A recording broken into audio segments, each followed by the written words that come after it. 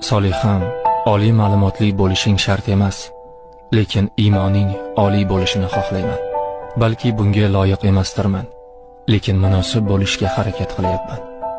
Soliham, senga dunyo matohlari qiziq bo'lmasin. Odamlar fikri seni qiziqtirmasin. Sening darding to'y-hasham, orzu-havas bo'lmasin. Aksincha, xayoling oilamizdagi islomiy muhit haqida ko'proq o'ylasin.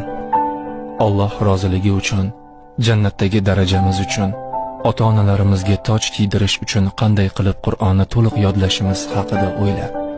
Farzandlarimizga qanday o'rnak bo'la olishimiz haqida qayg'ur. Ilmga rag'bating bo'lsin. Sen kitob o'qishni sevginki, men senga kutubxona qurib beray. Uyimiz sakinat saroyi bo'lsin. Men uyga kelganimda sakinatni his qilay. Bir-birimizni Alloh uchun sevaylik. Birga Robbimizga hamdlar aytaylik. Go'zal muhabbatimiz bo'lsin. Birga qaraylik. Soliham, bir kun bu dunyoni tark etamiz. Maqsadimiz jannat bo'lsin.